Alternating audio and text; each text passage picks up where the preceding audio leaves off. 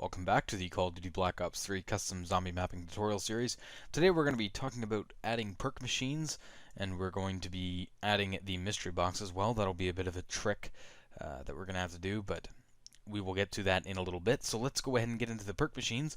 Now, an interesting thing about this is there was actually an update made a day or two ago, and it was a humongous update. It was like 45 gigabytes, and it actually fixed quite a few things in the editor, and one of them actually included perks. And I'm going to show you guys what I mean. So first we're going to add in a perk machine. So this is very easy to do. First, one way you can do it is go to the end of the browser, then go to prefab in here. I can't because it crashes my Radiant because my computer sucks. More like Windows 10 sucks, but yeah. So I can't do that or it freezes the entire program. So what I do is go to the prefab browser, and from here you can go down into ZM Core, and then it'll show all the prefabs. So the prefabs that we're looking for perk machines will have the vending underscore prefix. The only other thing that's not really a perk machine is the weapon upgrade spawnimal, and that is the Pack-a-Punch. So these are very easy to add in. All you really need to do is just drag and drop, and there we go. There's Juggernog, right? Figured I'd add Juggernog because it's like the most heard of. It's like the signature perk. So I'm just going to make sure this is not a floating Juggernog machine.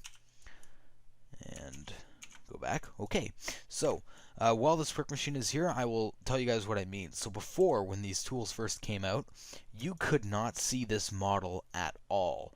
All you could see was these little light things. I don't even know what these really are, but all you could see was these little light things. So when you were trying to position your perk machine in your map, it was very hard to get it to what you wanted it to because you couldn't see what you were working with. It was a huge pain in the ass. I don't even know what these things are for, to be quite honest. I guess they're for like the technical artists or something. I don't know. They weren't present in World at War, but yeah.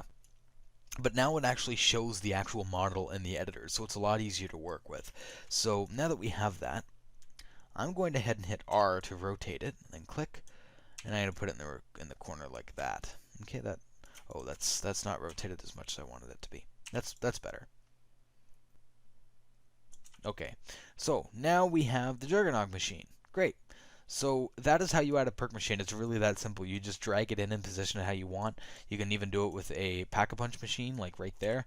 You just rotate it around like, oh, I forgot to hit R again, by the way, to get out of rotational mode. And you can just add it right in. It's really that simple. The only thing you might want to ensure is that it's lined up with the ground. So what I mean by that is make sure that the legs actually touch the ground, or it'll look really weird to your players. I'm just not going to worry about that right now, though. So that is how you add in the perk machines.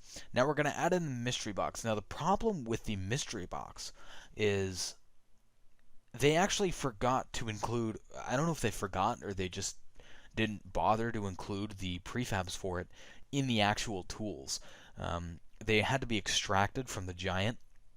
I got this from the wiki from UGX mods, and they provided the prefabs that we can use.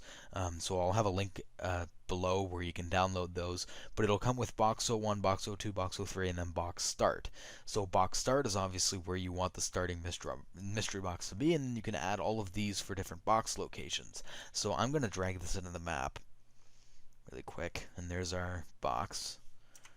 There it is. And I'm not really sure where I want to put it. I think I'm just going to put it right back here, right against this back wall. And we're going to obviously want it positioned with the ground. Maybe I want to bring it up a little bit like that. Yeah, I think that looks good. Just position it how you want it.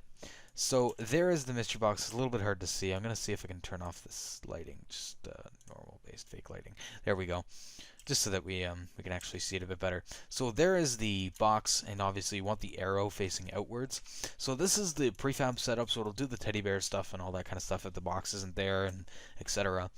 Now the one thing that this box doesn't include, if I remember correctly, is it doesn't include a clip.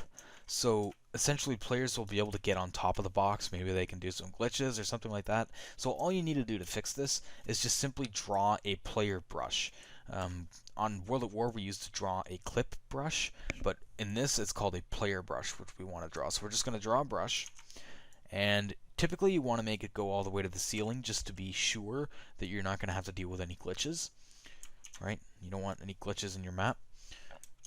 So just make it sure it encompasses the entire box. And then you're going to go to textures and you're going to go to player. Oh, all in use. That might be why. I was in the wrong tab there. That one. That's the one that I was looking for. Clip player. So this will make it so that it clips the player, but it won't really clip anything else. So now that we have that around the box, we won't have to worry about any exploits to, cheat on the map with that. So yeah, we've got that. I don't, we might have to add that for perk machines too, because I don't see that in the perk machine prefab. So let's just do the same thing over here, just to be sure. Just do it like that. And perfect. It did it right in the color. So there we go. So we just ensured that no glitches can really happen there. So that is the starting box. If you wanted to add more boxes, which I am not going to, you could, of course... Let me just move this out of the way for a second. Actually, no. Hold on. I'm going to move that back. Okay. So what you can do is you can go to the prefab browser, and you can go to box 01, for example, and then, put that over here. Like over there. I don't know, maybe I'll keep it just for some reason, I don't know. This wall weapon is a little close. I'm just going to move this down the wall a little bit. Okay, I just needed to edit the video just to correct something, because I was about to say that you needed to do something else for extra boxes, but you really don't. So you can just go ahead and add box01.map into here if you want to add another box, box02 if you want that many boxes. I don't think you want to add too many boxes to your map, but if you want to keep going, I think you can just copy and paste these files and rename them to _04 or whatever you want to do, and that can allow you to add more boxes to the map. I will double check on that later on and let you guys know. But as far as I know, that will work fine. So I hope you guys enjoyed the video. If you did, please leave a like below, comment any questions or comments you guys may have had on the video, and subscribe. And in the next video, we will be talking about adding zones for our zombies so that we have zoning in our map so that everything's kind of segmented and nice. And I will see you guys then.